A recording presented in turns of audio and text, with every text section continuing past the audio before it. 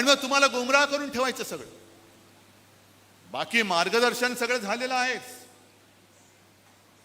पण हे काही राजकारण आहे ज्या कोणत्या दिशेने आपण जातोय म्हणण्यापेक्षा कोण आपल्याला नेतंय. मला आठवतंय आपण ते शिवसेना प्रमुखांचं फटकारे व्यंगचित्राचं पुस्तक जर का पाहिलं तर त्याच्यात एक व्यंगचित्र आहे आणि ते व्यंगचित्र असं आहे 1978 सालचं, म्हणजे जनता राजवट असेल. पुन्हा परतीचा प्रवास सुरू झाला आणि व्यंगचित्र असं आहे, मला वाटतं संजय ते उद्या परवाकडे सामनात मुद्दामून छापा. पंतप्रधान मोरारजी देसाई होते गुजरातचेच, त्यांनीच त्यावेळेला तो नरसंहार केला होता मुंबईमध्ये. मराठी माणसावरती बंदुका चालवल्या होत्या. ते असे उताराकडे चाललेत आणि एक बोट धरले एका महिलेचं, त्याच्यावरती लिहिलेलं लोकशाही आणि पुन्हा परतीचा प्रवास, म्हणजे मोरारजी देसाई पंतप्रधान त्या लोकशाहीचं बोट धरून खाईमध्ये चाललेत. पुन्हा परतीचा प्रवास तिकडेच चाललेला आहे. तेच चित्र, तोच काळ तसाच्या तसा आज आहे की नाही एवढं मला तुम्ही सांगा. म्हणजे आपण जी काय अपेक्षा केली होती त्याही वेळेला अपेक्षा केली होती आणीबाणी नको म्हणून. ज्याने आणीबाणी लादली त्या इंदिराजींना संपूर्ण देशाने शिक्षा दिली, जरूर दिली. पण नंतर जनता पक्षाने जे काय देशाचे धिंडोडे वाट लावली, मग त्याच देशाने त्याच जनतेने पुन्हा इंदिराजींना पंतप्रधानपदी बसवलं. याचं कारण संधी दिली होती, पण संधीचं सगळं चिखल करून टाकलं, माती केली आहे. आणि त्या सगळ्या घडामोडीतनं आज जे आपल्याला हिंदुत्व शिकवत आहेत ते बाहेर पडले. बोगस जनता, आपलं भारतीय जनता पार्टी म्हणून. एकूण जर काहींची वाटचाल पाहिली तर खूप खोलामध्ये जाते. मी काय काँग्रेसच्या वतीने इथे बोलायला नाही आलो, पण आपले मोदी साहेब जे म्हणतायत काँग्रेसनी मुसलमान अध्यक्ष करून दाखवावा, काँग्रेस आणि तुम्ही बघा. पण मला एक दोन गोष्टी आवडल्या. त्यांच्या आत्ताचे जे प्रदेशाध्यक्ष आहेत सपकाळ, ते म्हणाले असं जर का असेल तर संघाने दलित सरसंघचालक करून दाखवावा. आहे ना, लावा ना, शर्यत लावा. आणि आता या येत्या वर्षामध्ये संघाला सुद्धा 100 वर्ष होत आहेत. काँग्रेसला किती वर्ष झाली? 125-150. मग साधा एक आपण हिशोब मांडूया. संघाच्या आतापर्यंतचे सगळे सरसंघचालक, त्याच्यामध्ये कोण दलित होतं, कोण मुसलमान होतं, आणि काँग्रेसचे काढा आणि ठेवा लोकांसमोर. पण लोकांसांगे ब्रह्मज्ञान आणि स्वतः कोरडे पाषाण. अमित शहाजी, छत्रपती शिवाजी महाराजांना तुम्ही सांगून कोणी महाराष्ट्रापुरतं सीमित ठेवेल नाही. नाही, महाराष्ट्र सगळीकडे पोचलेले, जगाच्या कानाकोपऱ्यात पोचलेले. पण खरोखर तुम्हाला जर का त्यांच्याबद्दल आदर असेल तर शिवजयंतीला देशभर सुट्टी जाहीर करा. करा देशभर. आमच्या देशाचं दैवत. इकडे येऊन नुसते मतांसाठी छत्रपती शिवाजी महाराज की बोलू नका. देशभर पहिली सुट्टी जाहीर करा. आणि मी पूर्वी कधीतरी एकदा बोललो होतो, मी काल परवाकडे सहज संजय राऊतांशी बोलत होतो. संजय म्हणाले, अरे पहिल्या तुम्ही बोललेला, आपले उदयनराजे बोलले, आणि ते मला पटते, कारण मी सुद्धा ते पहिलं बोललो होतो. अरबी समुद्रामध्ये छत्रपती शिवाजी महाराजांचं भव्य स्मारक कधी होणार, कधी होणार, कधी कोण करणार, सुरुवात कधी करणार. मी स्वतः हजर होतो. नरेंद्र मोदींच्या हस्ते जेव्हा जलपूजन झालं, कुठे गेलो, काय गेलो, बोटीत बसलो गेलो, आणि मग मोदीजींना एक पट्टा बांधला आणि मग त्यांनी ते सगळं फुलं वाहिली, सगळं मंत्रोच्चार काय चालले होते. जलपूजन झालं. आम्हाला वाटलं आता फडणवीस बसले, 2-3 वर्षात स्मारक होईल. मध्ये आपलाही काळ गेला करोनामध्ये. पण अरबी समुद्रामध्ये स्मारक जर होत नसेल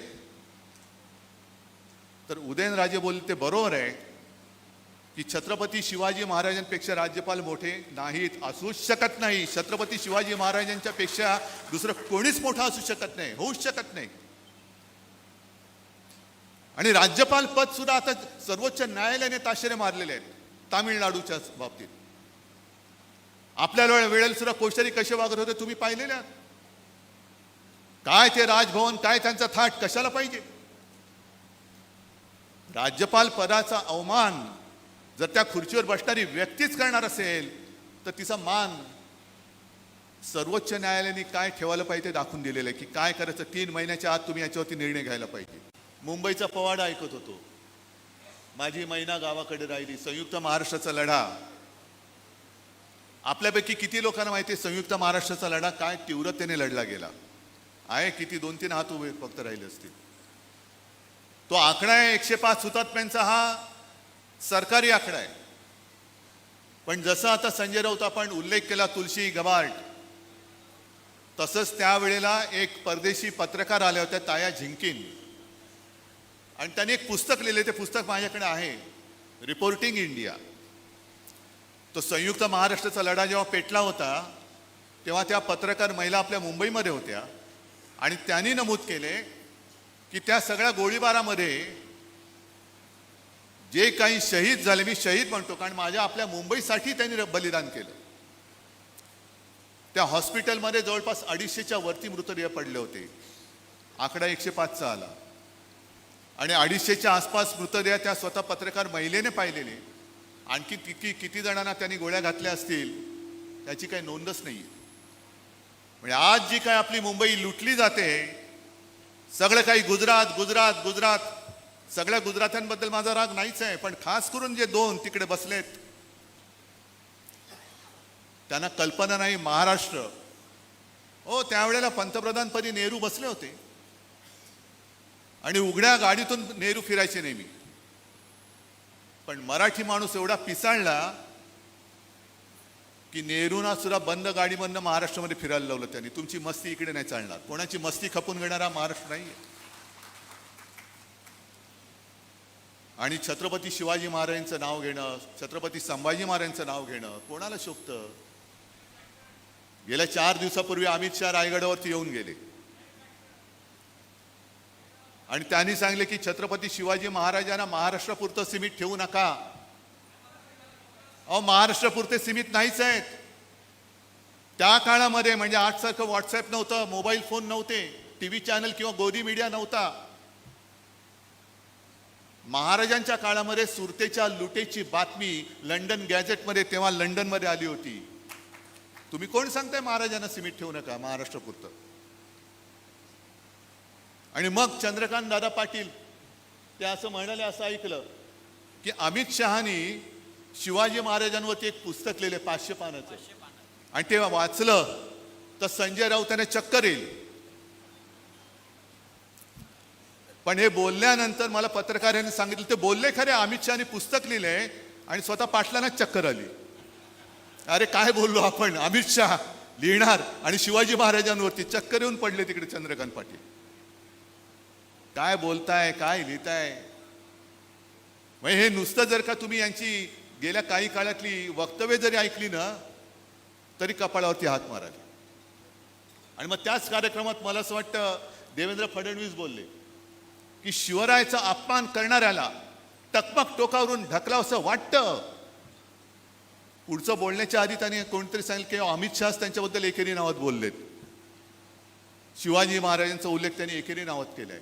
मग थांबले. पण आपण लोकशाहीमध्ये, कारण माहिती आहे तुमच्या शेंड्या त्यांच्या हातात आहेत.